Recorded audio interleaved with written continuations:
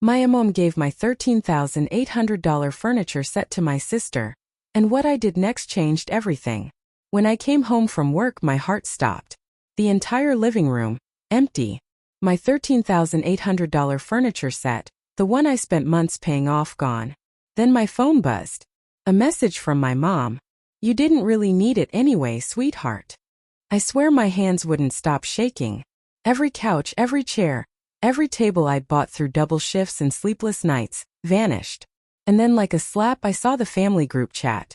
My sister Madison had posted pictures of my furniture, now sitting pretty in her new apartment. And my mom had commented, "It looks so much better there." Like it was all one big joke. For years I'd been their afterthought, the quiet daughter who didn't go to college right away, the one who sold furniture to make ends meet. They called me Miss Independent like it was an insult. They mocked me for saving every dollar instead of depending on them. But what they didn't know was that I just bought my first house last month, and that I was done letting them treat me like a failure. Then came the call that flipped everything. It wasn't from my mom, it was from Adeline, my old manager at the furniture store. She said, "Hey, your warranty and purchase records still have your name and address.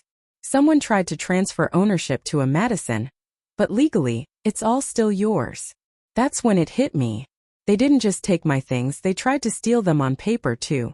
But instead of losing it, I smiled, because I knew exactly how I'd turn this around. The next evening, I texted my mom like nothing happened. "Dinner tomorrow? I have some big news." She replied instantly, "Of course, honey. Let's celebrate at Madison's new place." Perfect. When I arrived, Madison opened the door, smirking like a queen. "Try not to get too emotional," she teased. "The furniture just fits my vibe." My mom nodded proudly. "Sweetheart, don't take it personally. Madison needed it more." I sat down on my couch, smiled and said softly, "You know, there's something I need to tell you both." They leaned in, expecting an apology.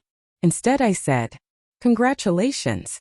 You're both now part of a $13,800 legal problem." Silence. My mom blinked. Madison frowned. I continued, calm as ever. "Every single piece in this apartment still legally belongs to me. All the receipts, serial codes, and ownership forms have my name. Which means, you're sitting on stolen property." My mom's jaw dropped. Madison laughed nervously. "You wouldn't actually report us. We're family." I smiled. "Family doesn't rob someone's house and call it love." My mom's voice cracked. "Adeline, you're overreacting. You're doing fine. You don't even need this stuff." I looked her dead in the eyes. "You're right. I don't need it. But I earned it. And that's something you both forgot to respect." Then Madison rolled her eyes. "You're just jealous my apartment looks better." I laughed. "Sweetheart, you have no idea what I've been building." My mom sighed. "Building what?" "That little shop job." I chuckled and pulled out my phone. "That little shop? I bought it 2 months ago." Their faces froze. "I own the entire furniture company now, which means every piece in this room technically belongs to my store." I showed them the ownership license, my name printed clearly. "So here's the deal. You've got 48 hours to return every single item before this becomes a legal issue." Madison shot up, furious. "You can't do that." I tilted my head. "I already did." My mom whispered, "Why didn't you tell us?" I smiled sadly. "Because every time I tried to share something good, you made me feel small. So I stopped talking and started building. I let you think I was nothing. Until it was too late to treat me like it." They both sat there, speechless. My mom teary-eyed, my sister pale. I stood up, looked around the room one last time and said, "You didn't just take my furniture. You taught me exactly who deserves a seat in my life, and who doesn't." Then I walked out, leaving them surrounded by everything that no longer belonged to them. Because the truth is, silence isn't weakness. It's preparation. I walked toward the door, but before leaving, I turned back and said calmly, "Oh, and about that dining table you keep bragging about. Someone's coming to pick it up tomorrow morning." Their stunned faces were priceless. I didn't need to raise my voice or argue. That single moment was the sweetest payback I could have ever imagined. But karma wasn't done yet. 3 days later, I got a call at work that made me burst out laughing. Madison's landlord wanted to confirm ownership, of the furniture in her apartment. Apparently, Madison had been flaunting her designer collection so proudly that the landlord decided to feature her home in a luxury lifestyle magazine.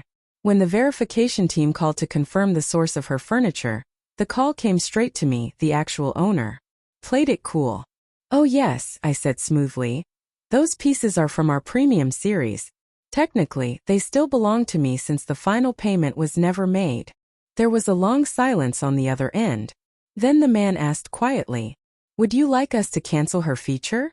I smiled. "No need. Just make sure the caption says, 'All furniture courtesy of Adeline Brooks Home Interiors.'" 2 days later, the article went live. The photos were gorgeous, my furniture glowing under perfect studio lights. And the credit line? Exactly as I'd requested.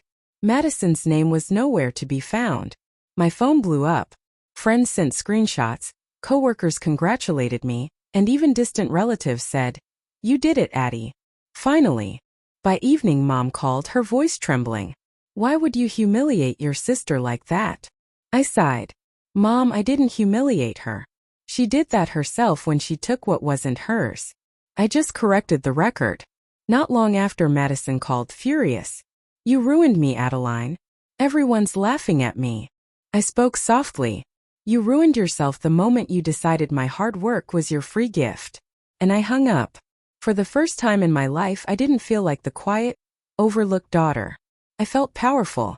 But the story didn't end there. That same night, my store's website exploded with orders. People had seen the article, connected my name, and started buying from me nonstop. Within 48 hours, I hit record sales. Reporters reached out for interviews. One of them said, "It's inspiring how you turned family betrayal into business success."